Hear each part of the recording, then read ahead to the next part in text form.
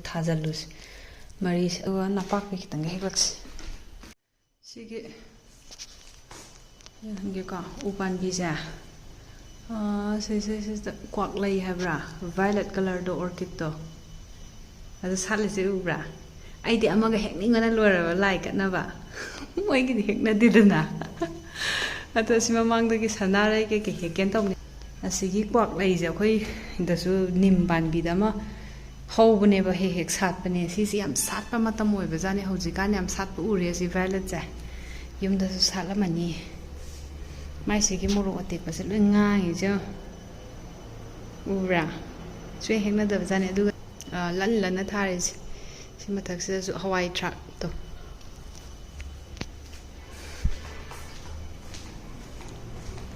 somlom da moi gi mi do marang la nahan nongdang laga nam lakre yam kuina chatli ma suti do sigi sine aina dasaku sa white pala aje ubre ho jinga da kai da matum lai je green du su pale na ko white su jam pale chot hey choi si an tharam ba do si fajan hauri jo kai le gong that la cha yara ni si zain thajan ni lomba Chima di hau drama le chima di hau ri cái pay ha có che glove yaro tre sumba lai bag lai khom sumba je pai bia de hakat cha ba hora ga ne dry oira ga ne ai skin je mache kanga ga set ya bi do du torakani ba exam a ge du adu pha ba da dum tha ahumari chang do ni pha ba su nai da adagi molom sima tairaga phai habdu su kaisu leitaba ko adune kolik phengba adagi even kano bawta shower gel bawta ne amek ta season ba yadi ba ko adagi shampoo conditioner koi khutna paiba poching ja sa yamna henna perfume yawba leidana product dugumba dum season yade ising je chai drasu yani nong yam ta gibni na ne salam si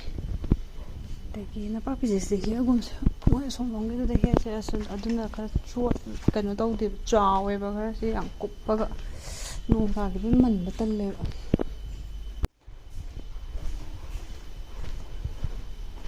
sanare hiusira like na ba thang si thamang kasin asasi yang ka de attaba sobusin gi sakka da ka de long gums nung sa kha thole sida horisin khutja lai khom ne ba left side hex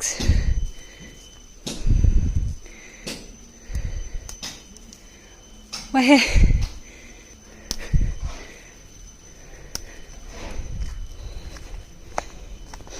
yes hojikti lambida walk chatpado sugumba sanare do matam oire na yam sale numidang ni ne hekpa nungai tab aduri kumda daga video go se namba se ki adi stair kumdarak pain long soi ga di ne tu budu gorong ondharaga ama khongbo onda doin samorasi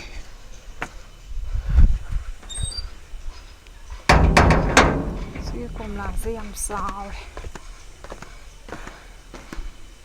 koi ki thang loksala si sigi rosemary se khoi gi oiler bon khangda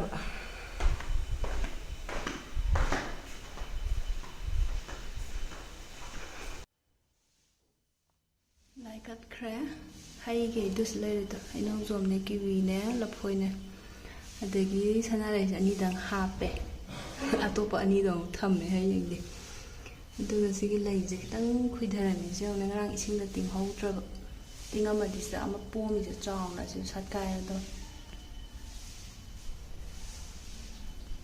breakfast is da ma lai re sina cheese khara ne ba ko do sina atagi tan do ꯇꯟꯁꯦ ꯑꯃ ꯂꯧꯔꯒ ꯁꯥꯍꯜꯂꯦꯕꯀꯣ ꯃꯅꯤꯡ ꯁꯤꯒꯤ ꯁꯣꯝꯒꯤ ꯁꯥꯏꯗ ꯑꯃꯗꯪ ꯈꯔ ꯁꯥꯔꯛꯄꯒ ꯐ꯭ꯂꯤꯞ ꯇꯧꯕꯒ ꯑꯗꯨꯝ ꯍꯥꯞꯄ ꯌꯥꯔꯛꯑꯅꯤ ꯃꯌꯥꯝꯁꯦ ꯑꯗꯨꯒ ꯁꯤꯗ ꯌꯦꯔꯨꯝꯗ ꯁꯤꯔꯥꯔꯈꯣꯡ ꯆꯤꯂꯤꯗꯣ ꯈꯤꯇꯪꯅꯦ ꯍꯥꯞꯄꯤꯁꯦ ꯃꯣꯔꯤꯁꯤꯅ ꯕ꯭ꯂꯦꯛ ꯄꯦꯄꯔꯅꯦ ꯊꯨꯝꯗꯣ ꯄꯤꯟꯆ ꯑꯃ ꯍꯥꯞꯄꯒ ꯁꯨꯃꯥꯏꯅ ꯑꯣꯠꯂꯦ ꯑꯗꯨꯒ ꯁꯤꯒꯤꯁꯤꯅ ꯘꯤꯗꯨꯅꯦꯕꯀꯣ ꯕꯇꯔꯗꯨꯅ ꯍꯥꯞꯇ꯭ꯔꯕ ꯁꯤꯒꯤ ꯆꯤꯁꯁꯦ ꯈꯤꯇꯪ ꯁꯨꯃꯥꯏꯅ ꯈꯤꯇꯪ ꯀꯩꯅꯣ ꯀꯥꯔꯛꯄꯁꯦ ꯁꯤꯁꯦ ꯑꯣꯟꯊꯣꯛꯑꯁꯦ ꯑꯗꯨꯒ ꯑꯗꯨꯝ ꯆꯥꯏ ꯌꯥꯔꯅꯤ ꯆꯤꯁ ꯆꯥꯏꯈ꯭ꯔꯦ ꯑꯗꯨꯒ ꯅꯥꯀꯟ ꯅꯥꯀꯟꯗ ꯘꯤꯁꯦ ꯈꯤꯇꯪ ꯇꯩꯔꯁꯤ ꯌꯦꯔꯨꯝꯁꯦ ꯍꯩꯖꯤꯟꯕ ꯃꯇꯝꯗ ꯀꯥꯗꯅꯕꯀꯣ ꯈꯔ ꯈꯔ ꯍꯥꯞꯄꯁꯦ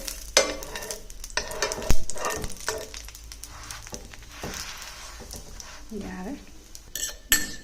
ꯋꯥꯎꯔꯤ ꯋꯥꯎꯔꯤ ꯑꯣꯠꯂꯁꯤ ꯑꯗꯨ ꯂꯣꯏꯅ ꯁꯟꯗꯣꯛꯍꯜꯂꯦ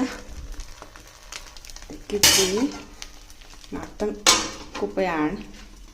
ꯑꯗꯨꯒ ꯁꯨꯃꯥꯏꯅ ꯑꯣꯜꯂꯅꯤ 30 ꯁꯦꯀꯦꯟꯁꯀꯨꯝꯕ ꯍꯧꯖꯤꯛ ꯂꯩꯔꯛꯄꯈꯩꯁꯦ ꯈꯥꯎ ꯑꯃ ꯁꯪꯗꯣꯛꯅꯕꯒꯤ ꯖꯔꯣ ꯖꯔꯣ ꯍꯩꯗꯣꯛꯈ꯭ꯔꯕꯅꯤ ꯁ꯭ꯋꯥꯏꯁꯤꯗ ꯀꯤꯋꯤꯁꯦ ꯀꯦꯖꯤꯗ 150 ꯄꯤꯌꯦꯕꯀꯣ ꯍꯥꯐ ꯀꯦꯖꯤꯅꯤ 70 ꯂꯧꯍꯧꯕ ꯃꯥꯜꯂꯦ ꯃꯥ ꯉꯁꯥꯏ ꯂꯨꯄꯥ 30 ꯍꯜꯂꯛꯑꯦꯕ ꯆꯥꯎꯗ꯭ꯔꯥ ꯀꯤꯋꯤ ꯐꯖꯗ꯭ꯔꯥ ꯁꯤ ꯌꯥꯝꯅ ꯁꯤꯗꯤ ꯂꯨꯄꯥ ꯀꯌꯥꯅꯣ ꯈꯪꯗꯦ ꯁꯤꯗꯤ ꯑꯩꯅꯅꯦ ꯀꯤꯋꯤ ꯂꯩꯕ ꯑꯗꯒꯤ ꯇꯥꯃꯣꯅ ꯁꯤꯁꯦ ꯁꯣꯅꯥꯀꯨꯂꯣꯝꯗ ꯃꯥꯁꯨ ꯁꯨꯃꯥꯏꯅ ꯀꯩ ꯀꯩꯅꯣ ꯌꯦꯡꯒꯦꯅ ꯆꯠꯈꯤꯕꯅꯦ ꯑꯗꯨꯒꯅꯦ ꯍꯩꯅꯧꯖꯣꯝ ꯂꯩꯔꯛꯑꯦꯅ ꯍꯥꯏ ꯂꯨꯄꯥ 50ꯔ ꯆꯥꯝꯃꯔ ꯈꯪꯗꯦ ꯑꯗꯒꯤ ꯁꯤꯒꯤꯁꯤꯅ ꯈ꯭ꯋꯥꯏ ꯂꯥꯁꯇ ꯂꯩꯔꯛꯄꯅꯦ ꯑꯩꯈꯣꯏ ꯁꯨꯝ ꯊꯣꯡꯅꯕ ꯍꯤꯟꯖꯥꯡ ꯑꯣꯏꯅ ꯑꯝꯇ ꯂꯩꯇꯦꯗꯅꯀꯣ ꯃꯔꯛꯇ ꯋꯤꯛ ꯑꯃꯗ ꯅꯣꯡꯃ ꯁꯝꯕ ꯌꯥꯕ ꯇꯥꯃꯣꯗꯣ ꯍꯋꯥꯏ ꯀꯩꯀꯩꯁꯨ ꯆꯥꯗꯦꯕ ꯑꯗꯨꯒꯤꯅꯦ ꯁꯤꯁꯦ ꯂꯨꯄꯥ 50ꯅꯦ ꯍꯥꯏꯌꯦ 40 ꯂꯧꯍꯧꯔꯦ ꯁꯤꯃ ꯂꯩꯔꯛꯑꯦ ꯇꯥꯃꯣ ꯍꯣꯏꯒꯤ ꯀꯁꯇꯃꯔꯅꯦꯌꯦ ꯂꯣꯟꯒ ꯄꯤꯈꯤꯕ ꯑꯗꯨꯒꯤ 40ꯗ ꯄꯤꯔꯛꯏꯕ ꯑꯗꯨꯒꯅꯦ ꯁꯤꯁꯦ ꯂꯨꯄꯥ 30 ꯁꯤ ꯃꯄꯨꯟꯁꯤꯃ ꯑꯗꯒꯤ ꯁꯤꯃꯁꯨ 30 ꯑꯗꯒꯤ ꯁꯤꯁꯦ ꯂꯨꯄꯥ 50 ꯍꯥꯏꯕꯅꯦꯕꯀꯣ ꯃꯣꯏ ꯄ꯭ꯂꯦꯠꯇ ꯇꯧꯔꯒ ꯊꯥꯕꯗꯣ ꯇꯥꯃꯣꯗꯤ ꯆꯦꯔꯤ ꯇꯣꯃꯦꯇꯣ ꯍꯥꯏꯔ ꯍꯦꯛꯇꯅꯦ ꯁꯤ ꯑꯗꯨꯝ ꯎꯕ ꯈꯨꯗꯤꯡꯒꯤꯅꯦ ꯑꯗꯨꯝ ꯂꯩꯗꯣꯏꯅꯦ ꯑꯗꯨ ꯁꯤ 40 ꯂꯧꯍꯧꯔꯦ ꯁꯤ ꯄꯨꯂꯞꯁꯤꯗ ꯁꯤ ꯑꯍꯨꯝꯁꯦ ꯁꯤꯁꯦ ꯂꯨꯄꯥ 100 ꯂꯧꯍꯧꯔꯦ ꯑꯗꯨꯒ ꯁꯤꯃꯗꯤ ꯌꯥꯝ ꯇꯥꯡꯉꯦ ꯍꯥꯏꯅ ꯈꯜꯂꯦ ꯁꯤ ꯂꯩꯔꯛꯄ ꯃꯌꯥꯝꯁꯦ ꯁꯤ ꯂꯨꯄꯥ 30 ꯑꯗꯨꯒꯅꯦ ꯃꯄꯨꯟꯁꯨ ꯌꯥꯝ ꯆꯥꯎꯗꯦꯕ ꯁ꯭ꯋꯥꯏꯁꯤꯁꯨ ꯂꯣꯏ ꯂꯤꯔꯦꯕ ꯁ꯭ꯋꯥꯏ ꯃꯇꯦꯛꯁꯦ ꯈꯛꯇꯪꯅꯦ ꯂꯧ ꯌꯥꯗꯣꯏꯁꯦ ꯑꯅꯤꯔꯛꯀꯨꯝꯕ ꯐꯨꯠꯄꯗ ꯂꯣꯏꯈ꯭ꯔꯅꯤ ꯃꯁꯤꯗꯤ ꯍꯥꯎꯗꯤ ꯌꯥꯝ ꯍꯥꯎꯋꯦꯕ ꯗꯁꯀꯨꯁꯒꯤ ꯃꯇꯣꯟꯁꯦ ꯁꯤꯒꯤ ꯕꯦꯂꯦꯟꯗ꯭ꯔꯤꯁꯦ ꯂꯨꯄꯥ 50 ꯕꯦꯂꯦꯟꯗ꯭ꯔꯤ ꯑꯃ ꯊꯥꯏꯌꯦ ꯄ꯭ꯂꯦꯠꯇ 100 ꯍꯥꯏꯕ ꯋꯥꯅꯤꯁꯦ ꯑꯗꯨ ꯂꯩꯗ꯭ꯔꯦ ꯑꯗꯨ ꯁꯤꯒꯨꯝꯕꯗꯅꯦ ꯑꯁꯪꯕꯗ ꯈꯔ ꯉꯧꯔꯒ ꯌꯥꯝꯅ ꯅꯧꯕꯗꯣ ꯑꯗꯨꯒꯨꯝꯕꯒꯤ ꯑꯄꯥꯟꯕꯗꯨꯅꯦꯕꯀꯣ ꯑꯗꯨꯒ ꯄꯤꯛꯇꯤ ꯄꯤꯛꯑꯦ ꯁꯥꯝ ꯁꯥꯝꯃꯨꯛꯇꯪ ꯑꯗꯨꯝ ꯆꯥꯎꯋꯦꯕꯀꯣ ꯂꯣꯏꯅꯃꯛꯇꯣ ꯑꯗꯨ ꯂꯨꯄꯥ 100ꯅꯤ ꯃꯣꯏ ꯄ꯭ꯂꯦꯠ ꯃꯆꯥꯗꯨꯗ ꯑꯗꯨꯒ ꯁꯤꯒꯤꯅ ꯑꯇꯣꯞꯄ ꯑꯃꯗ ꯄ꯭ꯂꯦꯠꯇ ꯃꯌꯥꯝ ꯊꯥꯔꯝꯃꯤ ꯁꯤꯅ 50 ꯁꯤꯁꯤꯁꯨ ꯌꯥꯝ ꯅꯧꯋꯦ ꯉꯥꯜꯂꯒ ꯆꯥꯕ ꯑꯗꯒꯤ ꯁꯤ ꯉꯥꯛꯇ ꯇꯧꯔꯒ ꯀꯥꯡꯍꯧ ꯆꯥ ꯍꯥꯎꯔꯅꯤ ꯑꯗꯒꯤ ꯁꯤ ꯂꯨꯄꯥ 20ꯔ 30ꯔ ꯀꯥꯎꯔꯦ ꯁꯤꯃꯗꯤ ꯑꯗꯒꯤ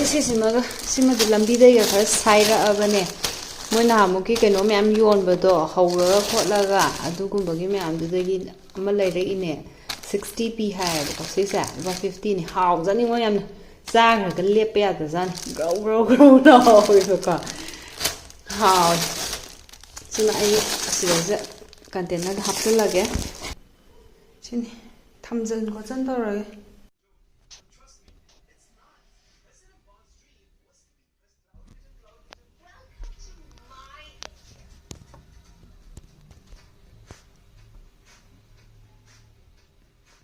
ꯂꯣꯏꯔꯦ ꯅꯨꯃꯤꯗꯥꯡꯒꯤ ꯃꯊꯪ ꯍꯥꯡꯉ ꯌꯦꯡꯉꯁꯤ ꯃꯅꯤꯟ ꯀꯥꯔꯛꯇꯣꯏ ꯃꯥꯜꯂꯦ ꯁꯤꯅ ꯀꯩꯅꯣ ꯇꯧꯔꯒꯦ ꯁꯤꯅ ꯆꯤꯀꯟ ꯑꯐꯨꯠꯄ ꯚꯦꯖꯤꯇꯦꯕꯜ ꯃꯌꯥꯝ ꯍꯥꯞꯄꯦ ꯑꯗꯨꯒ ꯃꯁꯔꯨꯝꯒꯁꯨ ꯍꯥꯞꯄꯦ ꯃꯁꯔꯨꯝ ꯍꯥꯏꯇꯥꯔꯦ ꯀꯩꯅꯣꯗꯣ ꯑꯗꯣ ꯁꯤꯁꯦ ꯎꯆꯤ ꯃꯅꯥ ꯍꯣꯏ ꯀꯔꯤ ꯑꯣꯏꯁꯨ ꯈꯔꯁꯨ ꯇꯧꯋꯦꯕꯀꯣ ꯌꯥꯝ ꯀꯥ ꯍꯦꯟꯅ ꯃꯍꯥꯎ ꯌꯥꯎꯕꯗꯤ ꯃꯍꯥꯎ ꯌꯥꯝ ꯂꯩꯕ ꯑꯗꯨꯒꯨꯝꯕ ꯀꯩꯅꯣꯗꯤ ꯅꯠꯇꯦ ꯁꯤꯅ ꯍꯪꯒꯥꯝ ꯃꯅꯥ ꯑꯐꯨꯠꯄ ꯊꯨꯝ ꯈꯤꯇꯪ ꯍꯥꯞꯄꯒ ꯐꯨꯠꯄꯅꯦ ꯆꯥꯛ ꯊꯤꯅꯕꯁꯨ ꯂꯩꯔꯦ ꯁꯤꯅ ꯁꯤꯡꯖꯨꯅꯦ ꯁꯤꯡꯖꯨꯁꯦ ꯇꯦꯡꯅꯧꯋꯥꯟꯕꯤ ꯗꯦꯕꯤ ꯈꯥꯃꯦꯟ ꯑꯈꯥꯕꯤ ꯈꯥꯃꯦꯟ ꯖꯣꯂꯥꯡ ꯑꯗꯨꯒ ꯁꯤꯒꯤ ꯃꯅꯥ ꯑꯁꯪꯕꯁꯤꯅꯅꯦ ꯂꯣꯝꯕꯒꯤ ꯃꯅꯥꯅꯦ ꯂꯣꯝꯕꯒꯤ ꯃꯅꯥꯁꯦ ꯃꯅꯝ ꯅꯨꯡꯁꯤꯌꯦ ꯑꯗꯨꯒ ꯁꯤꯗ ꯆꯥꯛ ꯂꯩꯔꯦ ꯆꯥꯛꯁꯦ ꯅꯍꯥꯟ ꯂꯩꯔꯛꯄ ꯀꯩꯅꯣꯗꯣ ꯌꯥꯎꯔꯦ ꯆꯦꯡ ꯑꯅꯧꯕꯗꯣ ꯂꯦꯛ ꯂꯦꯛ ꯂꯥꯎꯕ ꯑꯃ ꯌꯥꯎꯔꯤ ꯁꯤꯡꯖꯨꯗꯤ ꯑꯣꯠꯇ꯭ꯔꯤ ꯑꯣꯠꯂ ꯇꯧꯕꯅꯦ Makada ngari roboga umuro fresh kanena sidi singju haptre tumna hapis sidi ha ni dasa kusado ngandraba sida haping sidi asanga man yam yaure na dagi gajar yaure na moro te kun hana chawle ko du yaure sigi muktrubi haitare muktrubi direct na this is one do adugi mana dune duga sigi sina Szechuan pepper do akhoi gi da ama asangba muktrubi ama yonbado duga tomato hape sumaina makhal makhal sida khar toirama to maru do sumaina ado akhoi hingjang da kaino gi hingjang ga chap manai manam do sije hairibo fresh hapada adumaina namme manam do sine sisina local chicken do taxi da ne police yare sakai do sige box sing se amok kai kai no yenga se Sony Amazon gi pot yaure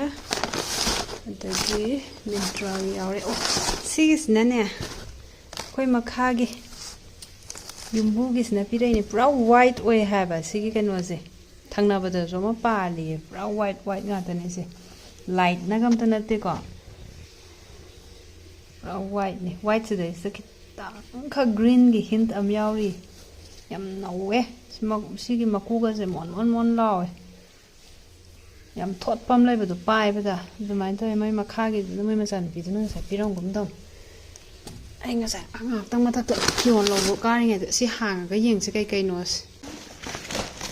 hana hang se last ta ai oi lam bu to kan ai ka na to ai gi na treba ai gi na se har so ai gi bu ai gi ko do ni this is back journey to the focusing tong na ba na ai cái dạy cái đường là không được duffel bag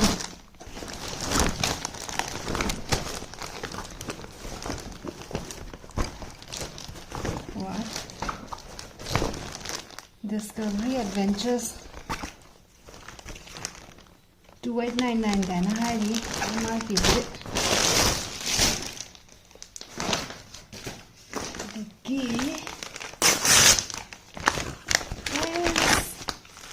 ai gini sige color si am pama ba ai na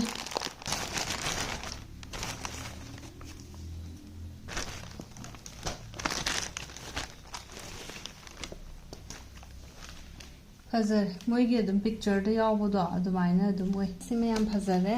fitting way ai side da kano do lagi ba kano do screenshot to hapate asina kai ni si katin hang se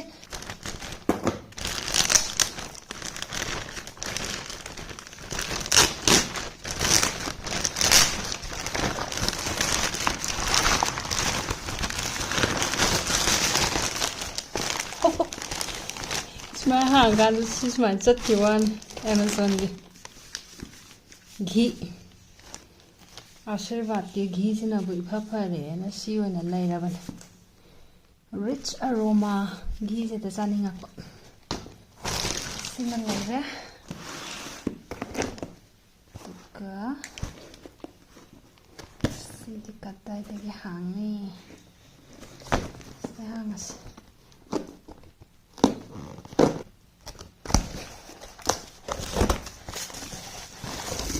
Wow, collagen super collagen new cell di unflavored collagen lại है collagen bớt lại rồi em bảo cái gì mà chỉ đi mình đối mà được vô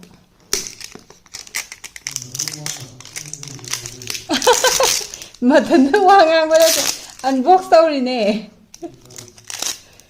thật ra hoa ngang nghe khăn là bà khăn là cô là rất lại xin mà đừng đó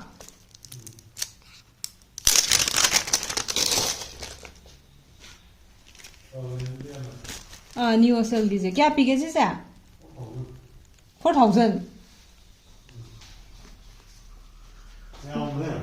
ya me gram kya no yengine 400 gram Skito certified high gluten free 10 gram collagen per serving 40 serving 40 serving gram tara amuk serving da ghee ju la na aduga si duffel bag to duffel bag ani na to like it simala aduga aigi message me yaar unbox of the sagusa se yaar Nasa ko sa jeng ngau dra asi sa pan mo work sa puda khang bra adu so ngau ngau we som thang na ba gido